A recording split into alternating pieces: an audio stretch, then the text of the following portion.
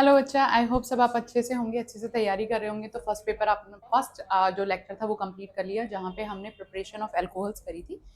आज के जो हमारा लेक्चर है उसमें हम शुरू करने वाले हैं properties of physical properties and the preparation of physical properties and the chemical properties of alcohol and phenol. तो स्टार्ट करते हैं। सबसे पहले हमारे पास में आता है बॉइलिंग पॉइंट। तो बॉइलिंग पॉइंट की अगर आप बात करते हैं, ये थोड़ा सा इसको हम लिख देते हैं बॉइलिंग पॉइंट। ठीक है। अब बॉइलिंग पॉइंट जो डिपेंड करता है मॉलिक्यूल्स के बीच में कौन से इंटरमॉलिकुलर फोर्सेस हैं। तो जितने स्ट्रॉन्गर इंटरमॉलिकुलर फोर्सेस होंगे बॉइलिंग पॉइंट उतना ही ज्यादा होगा।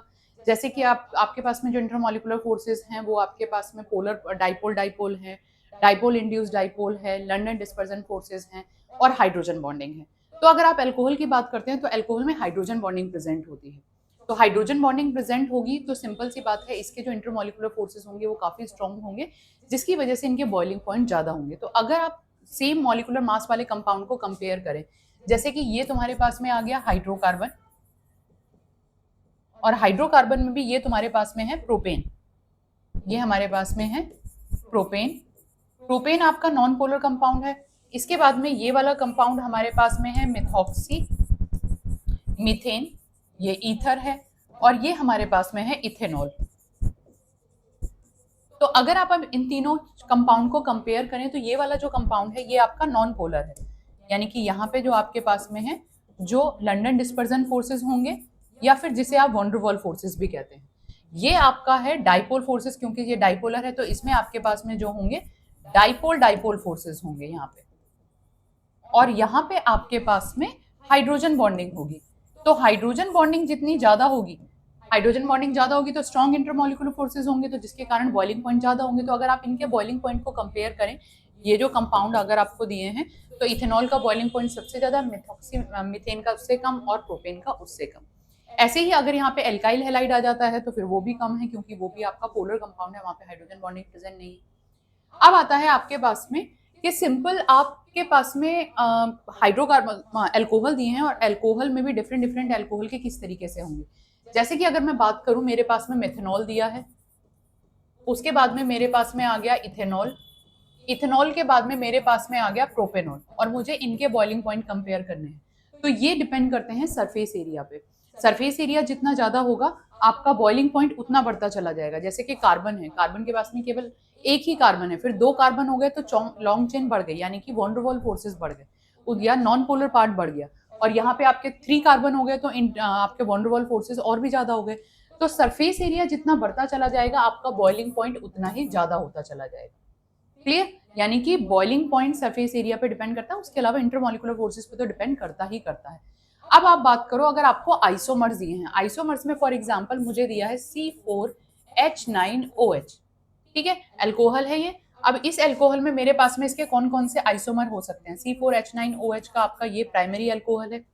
इसके बाद में यहाँ पे आपके पास में आ गया सेकेंडरी अल्कोहल, यहाँ पे आपके पास में आ गया आइसोब्यूटेनॉल, और ये आपके पास में आ गया नियोब्यूटेनॉल, या फिर आप आईयूबीसी नेम कह सकते हैं। ये आपके पास में ब्यूटेनॉल 1 2 3 4 ही है। उसके बाद में 2 ब्यूटेनॉल, ये आपके पास में 2 मिथाइल प्रोपेनॉल, और ये 2 2 डाई मिथाइल इथेनॉल। अब यहाँ पे अगर आप देखो तो सरफेस एरिया आपको बिल्कुल क्लियर दिखाई दे रहा है। देखो यहाँ पे जो सरफेस एरिया है, ये सरफेस एरिया इतना बड़ा है।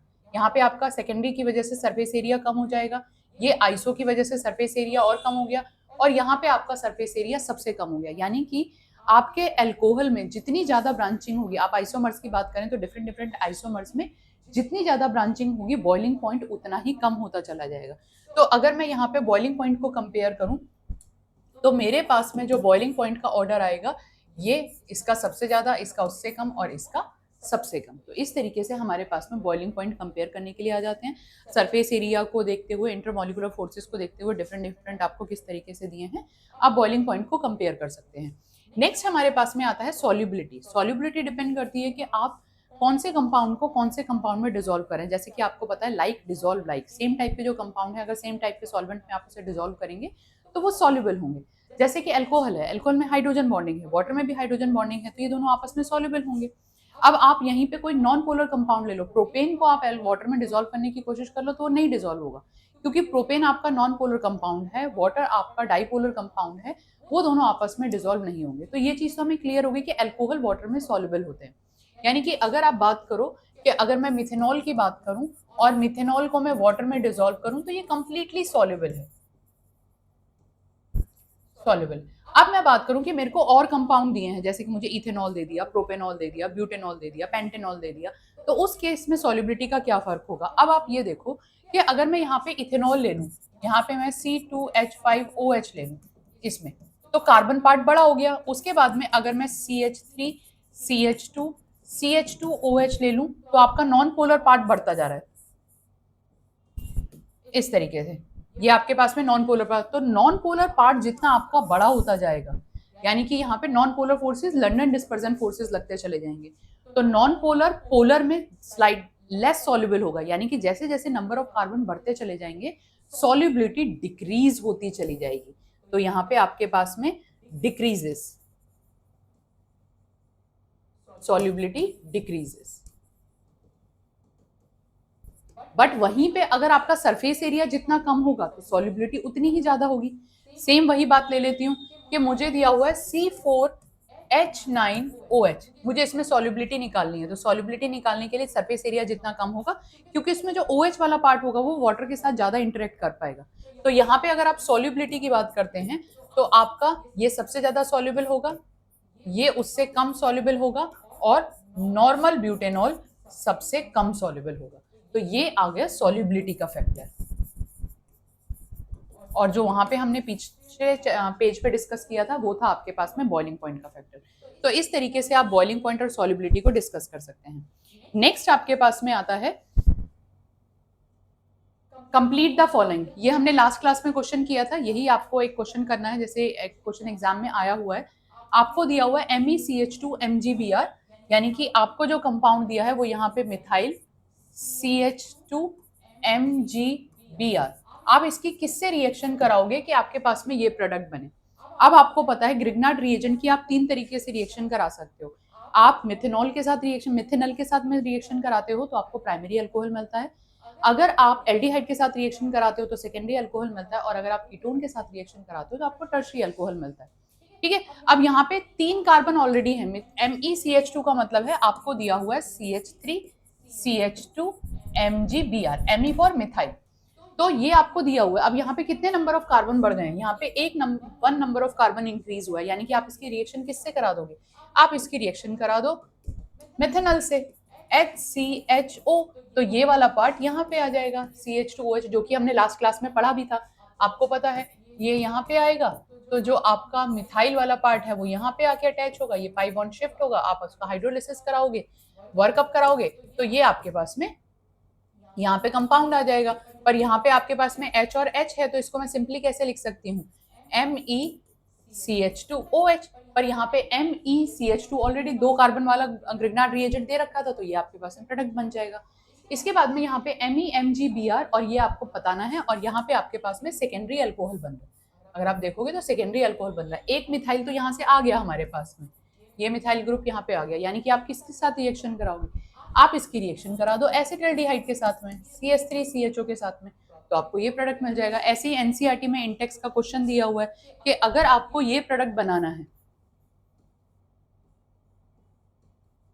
ठीक है, और आपको मिथेनॉल दिया हुआ है, क्वेश्चन ये है कि आपको मिथेनॉल दिया हुआ है, तो आप कौन से ग्रिग्नार्ड रिएजेंट के साथ रिएक्शन कराओगे, ग्रिग्नार्ड में R पार्ट क्या होगा, तो आपको पता है ये जो CH2 वाला पार्ट है ये तो आपका मिथेनॉल से आ गया, यानी कि ये वाला जो पार्ट होगा ये आपका ग्रिग्नार्ड से आ रहा होगा, तो आपका जो ग्रिग्नार्ड कंपाउंड होगा वो इस तरीके से होगा ये। ठीक है, तो इस तरीके के क्वेश्चन एग्जाम में कई बार आए हुए हैं, तो आपको आर पार्ट देखना होता है, आपसे आर पार्ट भी पूछ सकता है, एल्डिहाइडिक या कीटोनिक पार्ट भी पूछ सकता है, तो आप उसको कंपेयर कर लेंगे। इसके बाद में आता है नेक्स्ट क्वेश्चन है, नेक्स्ट भी आपके पास में, convert propene to allylic alcohol. आपको दिया हुआ है propene CH3CH double bond CH2, और आपको इसको कन्वर्ट करना है एलाइलिक एल्कोहल में, ये आपको बनाना है। ठीक है, अब अगर आप इसका डायरेक्ट हाइड्रोलिसिस कराते हो, जो कि हमने लास्ट क्लास में पढ़ा था, डायरेक्ट हाइड्रोलिसिस अगर आप कराओगे तो ग्रिग्नार्ड रिएजेंट के साथ अल्कोहल की प्रिपरेशन करी थी ना, एल्कीन से अल्कोहल की प्रिपरेशन करेंगे तो एसिड कैटालाइज्ड हाइड्रोलिसिस किया था आपने।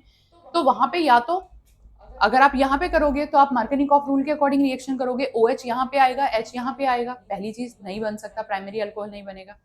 अब आप करो यहाँ पे इसकी रिएक्शन, अगर आप सोचो कि HBr के साथ पेरोक्साइड के साथ रिएक्शन करा दूं, मैं लिख देती हूँ, अगर मैं इसे एसिड कैटालाइज्ड हाइड्रोलिसिस कराऊंगी, एसिड कैटालाइज्ड हाइड्रोलिसिस कराने पर ये मेरे पास में प्रोडक्ट आएगा।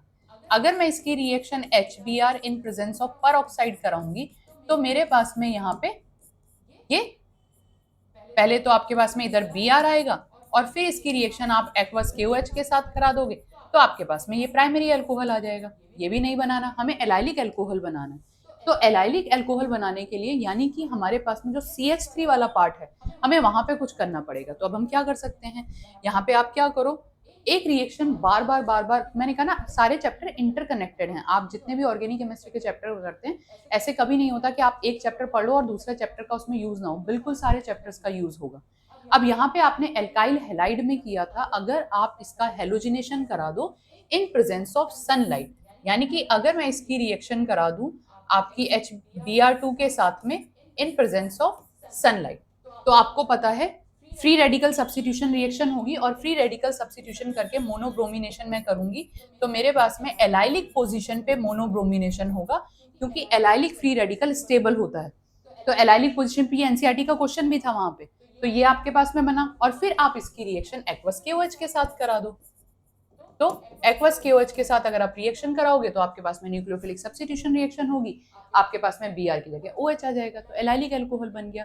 तो इस तरीके से आपको डिफरेंशिएट करना आना चाहिए कि कौन सी रिएक्शन आप कहाँ पे यूज करो, तो इस तरीके से ये आपका प्रोडक्ट बन जाएगा। अब आता है आपके पास में नेक्स्ट क्वेश्चन, यहाँ पे आपको लिथियम एल्यूमिनियम हाइड्राइड की जगह ड्यूट्रियम दिया हुआ है, ड्यूट्राइड दिया हुआ है, और यहाँ पे भी NaBH4 की जगह H4 की जगह, यानी कि आपके पास में जो रिड्यूसिंग एजेंट थे जो लिथियम एल्यूमिनियम हाइड्राइड था वहां पे लिथियम एल्यूमिनियम हाइड्राइड ना देके D4 दे रखा है। ऐसे ही अगर आपके पास में सोडियम बोरोहाइड्राइड में हाइड्राइड ना देके ड्यूट्रियम दिया हुआ है, ठीक है, तो आपके पास में अगर हाइड्राइड होगा तो हाइड्राइड ट्रांसफर होगा, अगर ड्यूट्रियम होगा तो ड्यूट्राइड ट्रांसफर होगा। तो इस केस में आपके पास में, और लिथियम एल्यूमिनियम हाइड्राइड यहाँ पे डबल बॉन्ड को रिड्यूस नहीं कर पाएगा, स्पेसिफिक केसेस में वो रिड्यूस करता है। तो यहाँ पे आपके पास में जो प्रोडक्ट आएगा वो आएगा Me डबल बॉन्ड, ये आपके पास में H, फर्स्ट स्टेप का जो ड्यूट्रियम है वो ड्यूट्रियम यहाँ पे अटैक करेगा और आपके पास में O नेगेटिव Li पॉजिटिव आ जाएगा। फर्दर जब आप इसका एसिड कैटालाइज्ड हाइड्रोलिसिस कराओगे जो वर्कअप होता है, तो यहाँ पे आपके पास में Me डबल बॉन्ड, ये आपके पास में Me डबल बॉन्ड H, ये आपके पास में आ गया ड्यूट्रियम और यहाँ पे आपके पास में आ जाएगा OH। इस तरीके से आप प्रोडक्ट बना सकते हैं। नेक्स्ट में भी आपके पास में यही सेम चीज होगी, बट थोड़ा सा फर्क है, यहाँ पे एसिड कैटालाइज्ड हाइड्रोलिसिस ना लेके D2O लिया हुआ, यानी कि H2O ना लेके D2O लिया हुआ। H2O ना लेके अगर D2O लिया हुआ है तो आपको दोनों पोजीशन पे ही, यहाँ पे भी और यहाँ पे भी, इन दोनों जगह पे ही ड्यूट्रियम मिलेगा। यानी कि अगर मैं इस रिएक्शन का प्रोडक्ट लिखूं तो मेरे पास में डबल बॉन्ड H लिखने की जरूरत नहीं है, ड्यूट्रियम मैं यहाँ पे लिख रही हूँ और ये आपके पास में आ गया OD। इस तरीके से आपके पास में प्रोडक्ट बनेगा। तो रिएक्शन बहुत सिंपल थी, बट ड्यूट्रियम दे दिया था तो बच्चा थोड़ा सा कंफ्यूज हो जाता है। इसके बाद में नेक्स्ट क्वेश्चन आता है, अगर आप बेंजीन रिंग की रिएक्शन AC2O से, यानी कि ये आपके पास में क्या है, ये आपके पास में एसिटिक एनहाइड्राइड है, CH3 C double bond O C double bond O CH3, मैंने आपको पहले भी बताया था ये आपका एसिटाइल ग्रुप होता है, तो आप इसको AC2O भी लिख सकते हैं। और लुईस एसिड के प्रेजेंस में रिएक्शन करा रहे हैं, यानी कि आपने यहाँ पे क्या किया है, एसिटाइलेशन किया है। फ्रीडल क्राफ्ट एसिटाइलेशन रिएक्शन कर रहे हैं आप सिंपल, या फ्रीडल क्राफ्ट एसाइलेशन कर रहे हैं, तो यहाँ पे आपके पास में COCH3 ग्रुप आ जाता है, ये एसिटाइल ग्रुप, यहाँ एसिटाइल ग्रुप आपका ऐड हो गया। अब आप इसकी रिएक्शन MgBr के साथ कराओगे और सेकेंड स्टेप में वर्कअप है। MgBr आपका कीटोनिक पार्ट पे रिएक्शन करेगा, तो ये वाला जो मिथाइल ग्रुप है ये यहाँ पे अटैच हो जाएगा, यानी कि आपके पास में यहाँ पे बेंजीन रिंग के साथ में COH CH3 और ये वाला जो CH3 है मिथाइल वाला जो ग्रिग्नार्ड के साथ में था वो यहाँ पे आके अटैच होगा। इसके बाद में आप इसको कंसंट्रेटेड सल्फ्यूरिक के साथ में हीट करते हैं। जब आप कंसंट्रेटेड सल्फ्यूरिक के साथ इसे हीट करेंगे तो आपके पास में इस अल्फा पोजीशन से OH और बीटा पोजीशन से हाइड्रोजन निकलेगा, यानी कि अल्फा बीटा एलिमिनेशन रिएक्शन होगी। तो जो आपके पास में प्रोडक्ट आएगा वो आएगा ये। ये आपके पास में प्रोडक्ट आ गया CH2, यहाँ पे ये CH3 हो गया, और ये आपके पास में आ गया CH2। किसी से भी दोनों एक ही बात है, आप दोनों में से किसी से भी निकालेंगे वो एक ही कंपाउंड बनाएगा। अब आपने क्या किया, अब आपने इसका हाइड्रोबोरेशन किया, और हाइड्रोबोरेशन में हमें पता है एंटी मार्केनिकॉफ के अकॉर्डिंग प्रोडक्ट बनता है, यानी कि यहाँ पे जो आपके पास में OH ग्रुप आएगा वो OH ग्रुप आपका लेस सब्स्टिट्यूटेड साइड पे नहीं आएगा, मोर सब्स्टिट्यूटेड साइड पे नहीं आएगा, लेस सब्स्टिट्यूटेड साइड पे आएगा, जहां पे बोरोन अटैच होगा, यानी कि यहाँ पे आपके पास में CH3 CH2 OH will be the product. तो आपने इस तरीके से बेंजीन से शुरू करके ये पूरा प्रोडक्ट बनाना, तो ये सीरीज चलती हैं इस तरीके से, आपको सारी रिएक्शन कंबाइन करनी आनी चाहिए। इस तरीके के क्वेश्चन मोस्ट कॉमन क्वेश्चन है। अब आता है नेक्स्ट पार्ट आपके पास में केमिकल प्रॉपर्टीज ऑफ अल्कोहल। अब केमिकल प्रॉपर्टीज ऑफ अल्कोहल को आप डायरेक्टली ऐसे नहीं पढ़ते हो। पहली बात, केमिकल प्रॉपर्टी ऑफ अल्कोहल को आप दो तरीके से, दो क्या तीन तरीके से पढ़ते हैं। पहली बात मैंने कई बार बोल दिया, नॉर्मल सी बात है कि अगर आप अल्कोहल की स्टडी करते हैं, केमिकल प्रॉपर्टी की रिएक्शन करते हैं, तो अल्कोहल किस तरीके से रिएक्शन कर रहा है, रिएक्शन किस किस तरीके से कर सकता है। हो सकता है ऑक्सीजन और हाइड्रोजन के बीच का बॉन्ड ब्रेक हो सकता है R और O के बीच का बॉन्ड ब्रेक हो, और पूरा ही कंपाउंड भी पार्टिसिपेट कर सकता है रिएक्शन में। तो अब हम इनको इसी तरीके से कैटेगराइज करेंगे, यानी कि कैटेगरी ऑफ रिएक्शन क्या होती है कि पहले आप डिस्कस करोगे जहां पे O और H के बीच का बॉन्ड टूट रहा है, दूसरा फिर आप डिस्कस करोगे RO ये वाला बॉन्ड टूट रहा है, और तीसरा फिर आप ओवरऑल कंपाउंड की रिएक्शन पढ़ लेंगे। तो सबसे पहले हमारे पास में आता है reaction involving cleavage of OH bond. आप OH बॉन्ड को तोड़ रहे हैं, और OH बॉन्ड को भी जब आप तोड़ते हैं तो आपके पास में यहाँ पे आता है एसिडिक नेचर। अब सबसे पहली बात एसिडिक नेचर को ही डिस्कस करते हैं। एसिडिक नेचर है क्या, किसी भी कंपाउंड में से अगर आप H+ निकाल पा रहे हो तो वो उसका एसिडिक नेचर हो गया, यानी कि प्रोटॉन, जैसे कि आपने आर्सेनियस पढ़ा था, आपने ब्रोंस्टेड एसिड पढ़ा था, आर्सेनियस एसिड पढ़े, तो आर्सेनियस एसिड में आपने क्या पढ़ा था, compound which gives H+ in presence of water. Bronsted ने क्या कहा, the compound which donate the proton, जो H+ दे देते हैं, these are called Lewis Bronsted acid and base. तो ब्रोंस्टेड एसिड्स, तो यहाँ पे आपके पास में एसिडिक नेचर से मतलब क्या है, अगर आपको कोई भी कंपाउंड दिया है और उस कंपाउंड में से आप H+ को निकाल पा रहे हो, यानी कि वो कंपाउंड आपका एसिडिक इन नेचर होगा। ठीक है, अब एसिडिक इन नेचर में हम यहाँ पे जब अल्कोहल की बात करते हैं, तो जब भी अल्कोहल ले लो, आप अफीन ले लो, तो बेसिकली अगर आपका हाइड्रोजन मोर इलेक्ट्रोनेगेटिव एलिमेंट के साथ में जुड़ा हुआ है, जैसे कि अगर आपका हाइड्रोजन फ्लोरीन के साथ जुड़ा हुआ है, अगर आपका हाइड्रोजन क्लोरीन के साथ जुड़ा हुआ है, ब्रोमीन के साथ जुड़ा हुआ है, आयोडीन के साथ जुड़ा हुआ है, ऑक्सीजन के साथ में है, नाइट्रोजन के साथ में है, तो बेसिकली ये वाले जो हाइड्रोजन होते हैं ये एसिडिक इन नेचर होते हैं। बाकी तो एसिड आपको पता ही है, सल्फ्यूरिक एसिड, वहां पे क्या हो रहा है, वहां पे वो जो आपका जो हाइड्रोजन है वो ऑक्सीजन के साथ जुड़ा हुआ है। अगर आप सल्फ्यूरिक एसिड का स्ट्रक्चर देखोगे तो सल्फ्यूरिक एसिड इस तरीके से है, डबल बॉन्ड O OH, तो ये वाले जो दोनों हाइड्रोजन है ये एसिडिक इन नेचर है, ये H+ की फॉर्म में निकल सकते हैं। तो अगर हम यहाँ पे अल्कोहल में क्यों इसको स्टडी कर रहे हैं, अल्कोहल में हम इसको स्टडी इसलिए कर रहे हैं क्योंकि अल्कोहल में ये वाला जो हाइड्रोजन है ये हमारा ऑक्सीजन से कनेक्टेड है, और ये अगर ऑक्सीजन से कनेक्टेड है तो ये एसिडिक इन नेचर होगा, ये H+ की फॉर्म में निकल सकता है।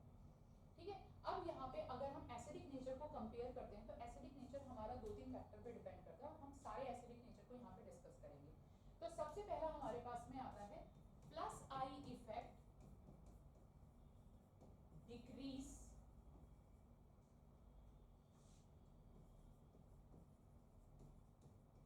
एसिडिक स्ट्रेंथ,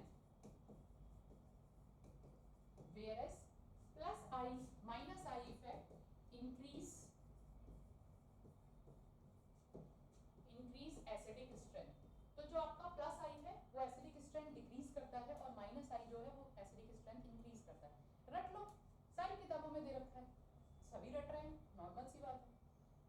रीजन तो समझ लो क्यों ऐसा हो रहा है। देखो सिंपल सी बात ये है, आप समझो चीजों को तरीके से, मैं ऑक्सीजन हूँ, मेरे साथ में हाइड्रोजन जुड़ा हुआ है, हाइड्रोजन कैसे निकल रहा है, हाइड्रोजन H+ की फॉर्म में निकल रहा है, यानी कि अगर मैं अल्कोहल की बात करती हूँ तो यहाँ से जो हाइड्रोजन निकल रहा है वो H+ की फॉर्म में निकल रहा है, यानी कि वो अपने दोनों इलेक्ट्रॉन दे के निकल रहा है, वो दोनों इलेक्ट्रॉन यहाँ पे देके जा रहा है, और यहाँ पे आपका H+ निकल रहा है। अब समझो कि मैं यहाँ हूँ ऑक्सीजन, मेरे साथ में हाइड्रोजन जुड़ा हुआ है, मैं हाइड्रोजन से जितनी तेजी से इलेक्ट्रॉन खींचूंगी मेरा H+ उतनी तेजी से निकल जाएगा। ठीक है, अब या तो आप इस तरीके से समझो कि मुझे कोई पीछे से खींच रहा है, अगर मुझे कोई पीछे से तेजी से खींच रहा है तो मैं आगे से इलेक्ट्रॉन उतनी ही तेजी से खींचूंगी। तो ये हो गया माइनस आई इफेक्ट, यानी कि जब आपके बीच में पीछे कोई ऐसा ग्रुप जुड़ा हुआ है जो आपको पीछे की तरफ खींच रहा है, जिसे हम कहते हैं इलेक्ट्रॉन विड्रॉइंग ग्रुप। तो इलेक्ट्रॉन विड्रॉइंग ग्रुप जितनी तेजी से इलेक्ट्रॉन खींचेगा H+ आपका उतनी जल्दी निकलेगा, ठीक है। बट अगर कोई मुझे पीछे से धक्का दे रहा है तो मैं क्या करूंगी, अपने इलेक्ट्रॉन को आगे धक्का दूंगी। यानी कि अगर मेरे साथ में कोई ऐसा ग्रुप जुड़ा हुआ है जो मुझे इलेक्ट्रॉन डोनेट कर रहा है, तो मैं क्या करूंगी, मैं इलेक्ट्रॉन को आगे डोनेट करूंगी। उस केस में मेरा H+ इजीली नहीं निकल पाएगा। तो इसलिए हम कहते हैं कि अगर आपका प्लस आई इफेक्ट है वो डिक्रीज द एसिडिक स्ट्रेंथ, और जो माइनस आई इफेक्ट है that increase the acidic strength, ठीक। तो अब पहले इन्हें कंपेयर कर लेते हैं। जैसे कि अगर आपको दिया है मेथनॉल CH3OH, आपको दिया है प्राइमरी अल्कोहल ये, इसके बाद में आपको दिया है सेकेंडरी अल्कोहल ये, और फिर आपको दिया है टर्शरी अल्कोहल। और जो आपके R ग्रुप होते हैं वो प्लस आई इफेक्ट शो करते हैं, यानी कि जितने भी आपके R ग्रुप हैं वो प्लस आई इफेक्ट शो करेंगे। ये अब ये देखो, जितना ज्यादा प्लस आई इफेक्ट होता जाएगा ऑक्सीजन को पीछे से उतने ही इलेक्ट्रॉन निकलते मिलते जा रहे हैं। भाई कार्बन है, कार्बन को तीनों तरफ से इलेक्ट्रॉन मिल रहे हैं, कार्बन ऑक्सीजन से नहीं खींचेगा, ऑक्सीजन हाइड्रोजन से नहीं खींचेगा, तो क्या होगा, एसिडिक स्ट्रेंथ डिक्रीज हो जाएगी।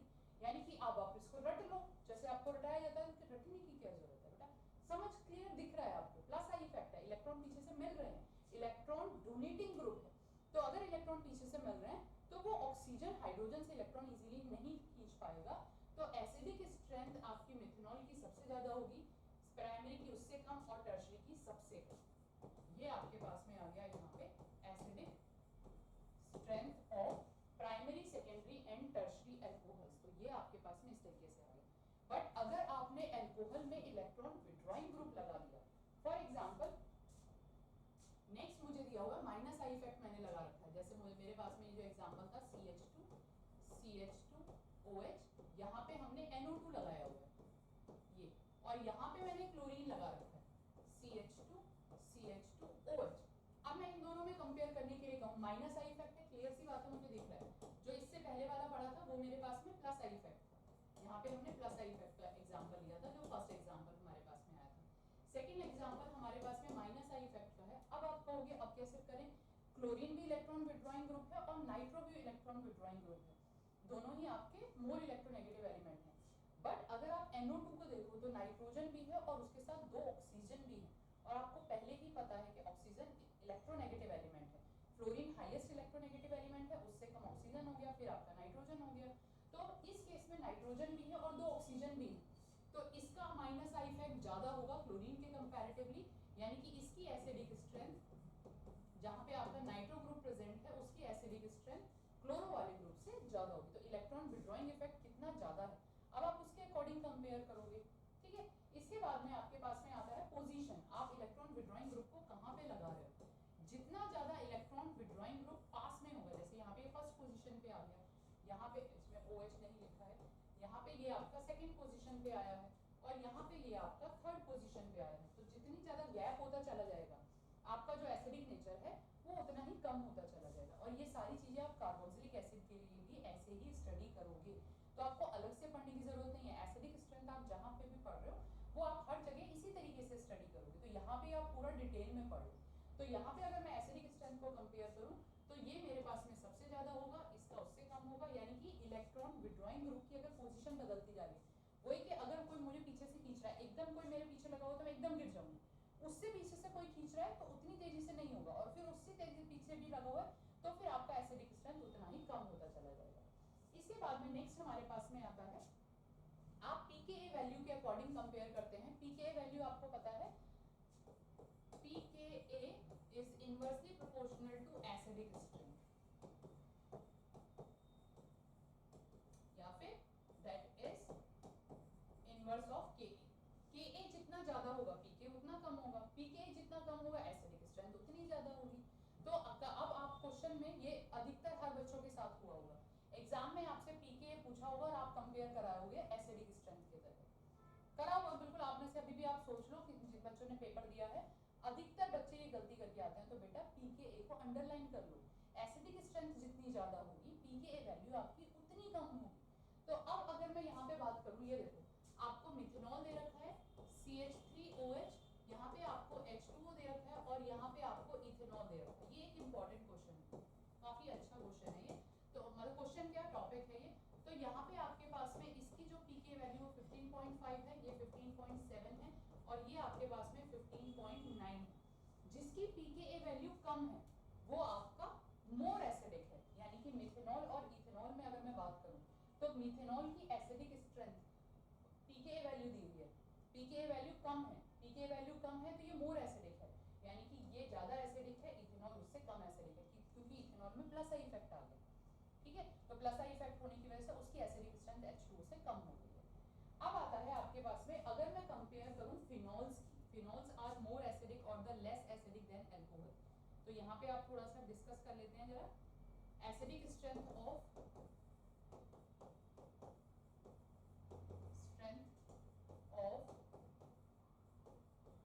Phenol and alcohols. अब अगर आप एल्कोहल्स की बात करते हैं तो एल्कोहल्स में आपके पास में जो कार्बन दिया हुआ है वो कार्बन sp3 हाइब्रिडाइज, और अगर आप फिनॉल की बात करते हो तो फिनॉल में जो आपको कार्बन दे रखा है वो आपका sp2 हाइब्रिडाइज। पहला फैक्टर तो यही हो गया, greater the s character greater the electronegativity, तो फिनॉल की एसिडिक स्ट्रेंथ ज्यादा होगी, बिल्कुल ज्यादा है। बट इसके अलावा और भी बहुत अच्छा फैक्टर यहाँ पे आता है, अगर आप फिनॉल का रेजोनेंस स्ट्रक्चर बनाएंगे, मान लेते हैं ये है, तो फिनॉल का जब रेजोनेंस स्ट्रक्चर यहाँ पे बनता है तो ये अपना लोन पेयर यहाँ पे शेयर करेगा, ये यहाँ पे आ जाएगा। तो क्योंकि उसमें जो ऑक्सीजन का लोन पेयर है वो रेजोनेंस में पार्टिसिपेट कर रहा है और ऑक्सीजन में पॉजिटिव चार्ज आ रहा है, ये देखो यहाँ पे इस तरीके से ये था, तो आपका नेगेटिव चार्ज यहाँ पे आया, ये डबल बॉन्ड, ये पाई बॉन्ड यहाँ पे शिफ्ट हुआ, ये पाई बॉन्ड यहाँ पे शिफ्ट हुआ। तो क्योंकि इसमें आपका जो रेजोनेंस जो लोन पेयर है वो रेजोनेंस में पार्टिसिपेट कर रहा है और ऑक्सीजन पे पॉजिटिव चार्ज भी आ रहा है, तो उस केस में ये मोर एसिडिक ही होगा, नॉर्मल सी बात है ये तो, क्योंकि इलेक्ट्रॉन डेंसिटी ऑक्सीजन पे कम हो रही है। तो आप इस तरीके से रेजोनेंस स्ट्रक्चर इसके बना दो, ये आ गया, ये आ गया, यहाँ पे आपके पास में नेगेटिव चार्ज आ गया, ये डबल बॉन्ड OH पॉजिटिव, फिर आपका यहाँ पे शिफ्ट हुआ, ये यहाँ पे शिफ्ट हुआ, तो यहाँ पे आपके पास में आ जाएगा double bond double bond double bond OH positive. ठीक है, तो मोर एसिडिक है, दो रीजन हो गए, एक तो आपका हाइब्रिडाइजेशन हो गया, दूसरा यहाँ पे आपके पास में रेजोनेंस इफेक्ट आ गया, जो लोन पेयर ऑफ ऑक्सीजन है वो रेजोनेंस में पार्टिसिपेट कर रहा है।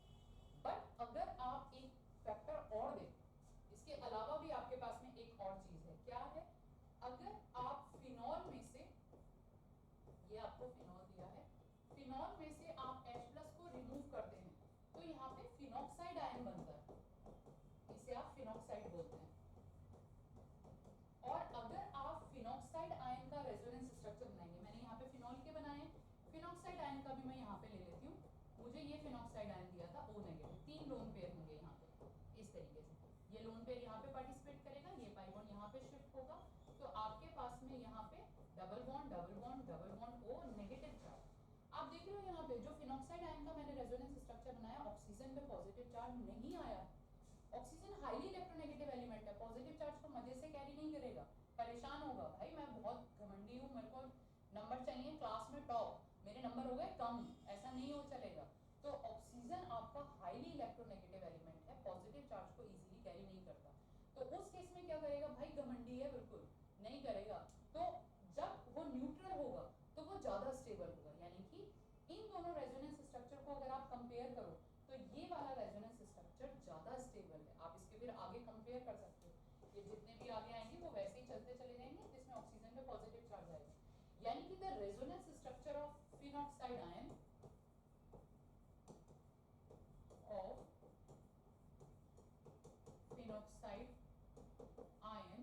is more stable than phenol।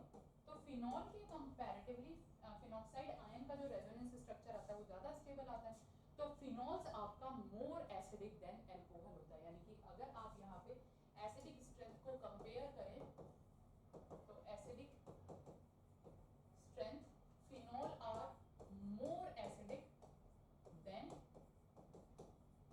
Alcohols. तो फिनॉल्स आपके अल्कोहल के कंपैरेटिवली ज्यादा एसिडिक होते हैं। बड़ा गंदा सा स्क्वायर बनाएंगे, बहुत ही गंदा लग रहा है, तो इसको अच्छा सा बना देती हूँ जरा, ये बोलो, ठीक है, इस तरीके से। इसके बाद में आपके पास में ये यहाँ पे हम कर रहे थे। तो ये अगर मैं कंपेयर करूँ तो आपको pKa वैल्यू दे भी रखी है, फिनॉल की pKa वैल्यू आपके पास में 10 है, ठीक है। और जबकि जब आपने इथेनॉल की तो 15 थी, 15, तो 15 और 10 में 5 का फर्क नहीं है, 10 टू द पावर 5 का फर्क है, pKa वैल्यूज हैं। इसके बाद में यहाँ पे ये आपके पास में आता है एसिटिक एसिड। एसिटिक एसिड आपका मोर स्ट्रॉन्गर देन फिनॉल है, pKa वैल्यू 4.8 और HCl की pKa वैल्यू आपके पास में -2.2, ठीक है। तो इस तरीके से आप एसिडिक स्ट्रेंथ को कंपेयर कर सकते हैं। अब हम बात करते हैं अगर एरोमेटिक रिंग दी है और एरोमेटिक रिंग पे हमारे पास में इलेक्ट्रॉन डोनेटिंग ग्रुप और इलेक्ट्रॉन विड्रॉइंग ग्रुप दिया हुआ है। जैसे कि फॉर एग्जांपल अब यहाँ पे भी सेम वही चीज है कि अगर आपका माइनस आई इफेक्ट होगा तो आपके पास में जो एसिडिक स्ट्रेंथ है वो इंक्रीज करेगी। अब मैंने नाइट्रो ग्रुप लगा दिए, यहाँ मैंने मिथाइल ग्रुप लगाया, यहाँ पे ओ मिथॉक्सी लगाया, यानी कि यहाँ पे मेरे पास में जो फिनॉल ग्रुप था यहाँ पे मैंने NO2 ऑर्थो पोजीशन पे NO2 लगाया है, ठीक है। यहाँ पे मैंने मेटा पोजीशन पे NO2 लगाया है फिनॉल के साथ में, ये इस तरीके से। यहाँ पे मैंने पैरा पोजीशन पे लगाया है, ठीक। अब पहली बात, जो मेटा पोजीशन है वो केवल इंडक्टिव इफेक्ट दिखाती है, वो रेजोनेंस में पार्टिसिपेट नहीं करेगी, यानी कि ये माइनस आई इफेक्ट तो दिखा रही है पर ये माइनस आर इफेक्ट नहीं दिखा रही है। तो इसकी जो pKa वैल्यू होगी वो सबसे ज्यादा है, यानी कि इसकी जो एसिडिक स्ट्रेंथ है वो सबसे कम। इन अब हमारे पास में कंपैरिजन रह गया ऑर्थो एंड पैरा। पैरा में मेरे पास में जो एसिडिक स्ट्रेंथ है वो 7.15 आ रही है, जबकि ये मेरे पास में 7.23 आ रही है, 7.23 और ये 7.15 आ रही है। अब यहाँ पे क्या है मेन चीज, बेसिकली होता क्या है, जब ऑर्थो पोजीशन पे आपके पास में नाइट्रो ग्रुप प्रेजेंट है या ऑर्थो पोजीशन पे जब ग्रुप होता है तो ऑर्थो और पैरा पोजीशन में स्टेरिक हिंड्रेंस की वजह से जो उनकी ऑर्बिटल होती हैं वो अलाइन नहीं हो पाती हैं, यानी कि आपका जो प्लेनर स्ट्रक्चर था इसका, यानी कि अगर मैं इसे समझाऊं तो मैं इसे इस तरीके से कहूंगी कि ये जो ऑर्थो और पैरा पे आपकी जो ऑर्बिटल होती हैं उसमें स्टेरिक हिंड्रेंस की वजह से आउट ऑफ द प्लेन चली जाती हैं, और जब ये आउट ऑफ द प्लेन चली जाती है तो रेजोनेंस स्ट्रक्चर उतना स्ट्रॉन्ग नहीं बन पाता। दैट्स व्हाई यहाँ पे जो ऑर्थो पोजीशन पे नाइट्रो ग्रुप है, कायदे में तो ऑर्थो पोजीशन पे जो नाइट्रो ग्रुप है उसका ज्यादा ही होना चाहिए था, उसका एसिडिक स्ट्रेंथ ज्यादा होनी चाहिए थी, pKa वैल्यू कम होनी चाहिए थी, पर ऐसा नहीं होता। नाइट्रो ग्रुप की आपके पास में जो pKa वैल्यू है वो पैरा ग्रुप के कंपैरेटिवली ज्यादा है, यानी कि आपके पास में यहाँ पे जो अगर एसिडिक स्ट्रेंथ कंपेयर करने के लिए आता है A, B, C और आपको नाइट्रो ग्रुप दे रखा है तो पैरा वाला आपका सबसे ज्यादा एसिडिक है, उसके बाद में आपके पास में ऑर्थो वाला आएगा और उसके बाद में आपके पास में मेटा वाला है, इस तरीके से। अब बात करते हैं अगर हमें मिथाइल ग्रुप दे रखा है तो मिथाइल ग्रुप आपको पता है ये आपके पास में प्लस R ग्रुप है, हाइपर कंजुगेशन भी शो कर रहा है इस तरीके से। यहाँ पे आपके पास में ऑर्थो मेटा पोजीशन पे है और ये आपके पास में पैरा पोजीशन पे है। अब तुम देखोगे कि ऑर्थो पोजीशन पे 0.08 है जबकि ये पैरा पोजीशन पे 0.23 है, और सॉरी मेटा ऑर्थो पोजीशन पे 10.23 है, मेटा पोजीशन पे 10.08 है और पैरा पोजीशन पे 0.14 है, यानी कि pKa वैल्यू आपकी सबसे कम मेटा पोजीशन पे है। रीजन, मेटा पोजीशन वाला जो ग्रुप है वो प्लस आई तो शो करेगा पर वो हाइपर कंजुगेशन शो नहीं करेगा, जिसकी वजह से स्लाइटली एसिडिक स्ट्रेंथ इन दोनों के कंपैरेटिवली ज्यादा है। अब यहाँ पे क्या है, अगर आप इन दोनों को बात करें कि ये ऑर्थो वाले की ज्यादा क्यों हुई, क्योंकि ऑर्थो वाला आपका मोर स्ट्रांगली हाइपर कंजुगेशन कर देगा, इसकी वजह से यहाँ पे जब आप एसिडिक स्ट्रेंथ की बात करते हैं तो आपका जो बी वाला है वो सबसे ज्यादा एसिडिक है, उसके बाद में आपके पास में आ गया पैरा वाला जो कि आपका सी है और ए वाला सबसे कम। अब आपको दिया है ओ मिथॉक्सी यानी कि ये एनिसोल, क्रिसोल, ये आपके पास में आ गया।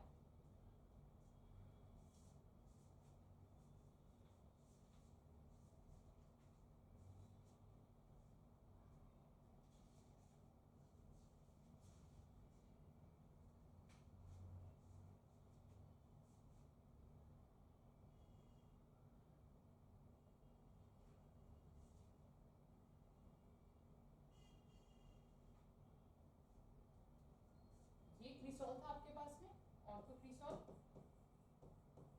और ये आपके पास में ऑर्थो मिथॉक्सीफेनॉल। अब अगर यहाँ पे कंपेयर करो तो थोड़ा सा आप देखो डिफरेंस दिख रहा है आपको, ये 10 के आसपास है, ये 9 पॉइंट समथिंग है, ये 9.98 हो गई, ये आपके पास में 9.65 हो गई और ये आपके पास में रीजन क्या है? सबसे पहले 9.98 ऑर्थो वाला जो है उसकी कम है पैरा वाले की कंपैरेटिवली। रीजन आपके पास में ऑर्थो पोजीशन पे वही जो आपकी जो ऑर्बिटल है वो आउट ऑफ द प्लेन चली जाती है, तो ये केवल यहाँ पे आपका माइनस आई इफेक्ट शो कर रहा है, ठीक है। जबकि यहाँ पे क्या होगा, यहाँ पे ये आपका माइनस आई इफेक्ट भी शो कर रहा है, पर उसके साथ में ये प्लस आई इफेक्ट भी शो कर रहा है। अपना जो लोन पेयर है वो रिंग के अंदर दे रहा है, क्योंकि ऑक्सीजन मोर इलेक्ट्रोनेगेटिव एलिमेंट है, तो माइनस आई इफेक्ट शो कर रहा है क्योंकि इलेक्ट्रॉन खींचेगा, बट उसके साथ साथ लोन पेयर प्रेजेंट है तो रिंग के अंदर इलेक्ट्रॉन भी देगा, तो रेजोनेंस इफेक्ट ज्यादा फेवर्ड होगा, तो आपके पास में पीके वैल्यू सबसे कम हो जाएगी। अब मेटा पोजीशन पे जो कंपाउंड है वो केवल माइनस आई इफेक्ट शो कर रहा है, वो प्लस आर इफेक्ट तो शो करेगा ही नहीं, इसको प्लस आर इफेक्ट तो यहाँ पे शो करेगा ही नहीं, तो इसकी जो एसिडिक स्ट्रेंथ होगी वो सबसे ज्यादा होगी। यहाँ पे प्लस आर इफेक्ट होगा पर उतना स्ट्रांगली नहीं होगा क्योंकि ये आउट ऑफ द प्लेन चली गई है। तो इस केस में आपके पास में क्या होगा, जो पैरा वाला है, जो आपका मेटा वाला है, यानी कि बी वाले की एसिडिक स्ट्रेंथ सबसे ज्यादा, ए वाले की उससे कम और सी वाले की सबसे कम। तो तुम देख रहे हो हर एक में अलग अलग ऑर्डर आ गया। यहाँ पे आपकी बी वाले की सबसे ज्यादा थी एसिडिक स्ट्रेंथ, तो ये आपको थोड़ा ध्यान रखना पड़ेगा, ये आपका मेंस पर्पस के लिए, एडवांस पर्पस के लिए क्वेश्चन है, मेंस में भी आ जाता है, एडवांस में भी आ जाते हैं, जहाँ पे आपको एसिडिक नेचर को इस तरीके से कंपेयर करना होता है। अब अगर आपको यहाँ पे आपको दिया है फिनॉल के साथ में मेटा पोजीशन पे OCH3 ग्रुप, यहाँ पे आपको दिया है NH2 ग्रुप, और यहाँ पे आपको केवल दिया है OH, ये फिनॉल की आपके पास में 10 है। अब अगर आप इन दोनों को कंपेयर करो तो ये आपके पास में 9.87 है और ये आपके पास में 9.65 है। तो अब यहाँ पे क्वेश्चन आ जाता है कि NH2 वाले की जो pKa वैल्यू है वो OCH3 वाले की pKa वैल्यू से ज्यादा कम क्यों है, ज्यादा क्यों है? रीजन क्या है आपका? इलेक्ट्रोनेगेटिविटी डिफरेंस, क्योंकि है तो दोनों प्लस आर ग्रुप, तो दोनों ही शो कर रहे हैं, ये भी आपका प्लस आर ग्रुप शो कर रहा है, ये भी आपका प्लस आर ग्रुप शो कर रहा है, रेजोनेंस दोनों ही शो कर रहे हैं। बट अब यहाँ आप माइनस आई को कंपेयर करोगे तो ये आपको माइनस आई शो कर रहा है और ये भी आपको माइनस आई शो कर रहा है, बट इन दोनों में इलेक्ट्रोनेगेटिविटी किसकी ज्यादा है? इलेक्ट्रोनेगेटिविटी आपकी ऑक्सीजन की नाइट्रोजन से ज्यादा है, तो जिसकी वजह से इसका माइनस इफेक्ट NH2 के माइनस इफेक्ट के कंपैरेटिवली ज्यादा होगा, जिसकी वजह से इसकी pKa वैल्यू इसकी pKa वैल्यू से कम होगी, ठीक है। एसिडिक स्ट्रेंथ इस तरीके से। नेक्स्ट आपके पास में आता है reaction with carbonyl carboxylic acid, Fischer spiral esterification reaction, ये आपके पास में आ जाती है अल्कोहल्स की रिएक्शन। अगर आप अल्कोहल की रिएक्शन कार्बोक्सिलिक एसिड के साथ कराएंगे तो एसिड की प्रेजेंस में आपके पास में ये रिएक्शन होती है और यहाँ पे रिवर्सिबल रिएक्शन होती है, हर स्टेप रिवर्सिबल होता है, और यहाँ पे आपके पास में जो प्रोडक्ट बनता है वो एस्टर बनता है, या फिर आप इसको ऐसे भी लिख सकते हो RC। मैकेनिज्म देखोगे तो बहुत ही बढ़िया सी मैकेनिज्म है। कार्बोनाइल ग्रुप है ये आपके पास में, ये OH है, ROH यहाँ पे प्रेजेंट है, पर एसिड की प्रेजेंस में रिएक्शन हो रही है, तो आपके पास में यहाँ पे एसिड कैटालाइजेशन होगा। तो ये आपके पास में जो R, आप इसे ऐसे भी लिख सकते हो, उसको मैं चलो H+ नेक्स्ट स्टेप में दिखाती हूँ। तो ये जो अल्कोहल होगा, अल्कोहल का जो O है वो आपका न्यूक्लियोफाइल की तरह काम करेगा, ये पाई बॉन्ड यहाँ पे शिफ्ट होगा, तो यहाँ पे आपके पास में इसको मैं R' लिख देती हूँ, ये आपके पास में RCO नेगेटिव, ये आपके पास में OHR पॉजिटिव, इस तरीके से आ गया। यहाँ पे आपका OH है, ये आपका R' है, प्रोटॉन ट्रांसफर होगा, प्रोटॉन ट्रांसफर होके आपके पास में आएगा R'COH OH OR, और मैंने बताया था कि एक कार्बन पे अगर आपके 2 OH ग्रुप होते हैं तो उसमें से H2 निकल जाता है। बाकी आप इसको आगे भी कर सकते हो, कैसे? आप इसका प्रोटोनेशन करा दो, ऑक्सीजन पे पॉजिटिव चार्ज होगा तो या तो वो H2O की फॉर्म में निकलेगा या फिर वो पाई बॉन्ड लेगा, तो यहाँ पे वो H2O की फॉर्म में निकल जाएगा, ये बाकी बैक अटैक करेगा, तो आपके पास में ओवरऑल जो प्रोडक्ट आएगा वो ये आएगा RC+OR डैश, ये आपके पास में एस्टर आ जाता है।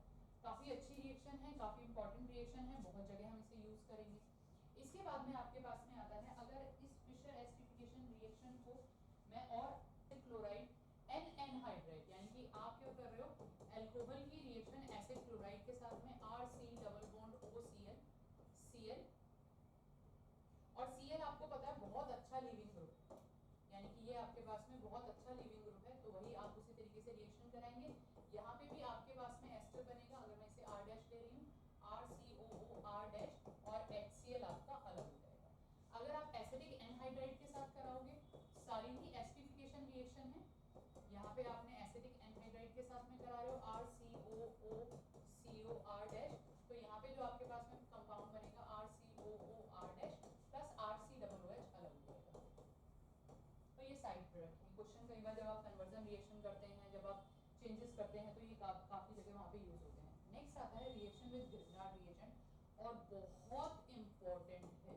बहुत इंपॉर्टेंट क्यों है? डायरेक्टली तो नहीं आती है, बट जब आपको जेई में पता है कि आपको कन्वर्जन दिए जाते हैं, तो उसमें मिड में ये स्टेप कहीं ना कहीं आपको किसी ना किसी तरीके से मिल ही जाता है।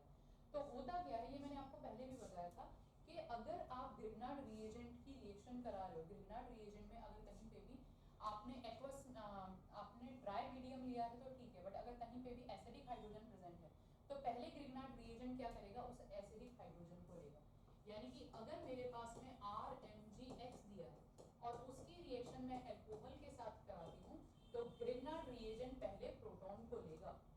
भैया ठीक है, पहले H+ को लेगा, यानी कि यहाँ पे ये आपके पास में RH आ जाएगा और ये आपके पास में MgORX मिलेगा। इस तरीके से जैसे H2O में करते थे तो वहाँ पे OH आता था, यहाँ पे आपके पास में R डैश आ जाएगा। तो ये हमेशा ध्यान रखना है कि अगर आप ग्रिग्नार्ड रिएजेंट की रिएक्शन करा रहे हो और एसिडिक हाइड्रोजन प्रेजेंट है, तो ग्रिग्नार्ड रिएजेंट पहले आपका एसिडिक हाइड्रोजन ही देगा।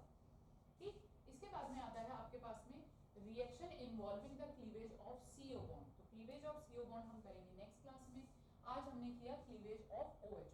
ठीक है, बाकी करते हैं नेक्स्ट क्लास में। तब तक तैयारी करते रहिए, अच्छे से मेहनत करते रहिए। ओके बेटा, क्योंकि एग्जाम के दिन ही बहुत कम रह गए हैं, तो आपका एग्जाम जल्दी से जल्दी आने वाला है। तब तक लाइक शेयर सब्सक्राइब कर दीजिए। ओके बच्चा, बाय।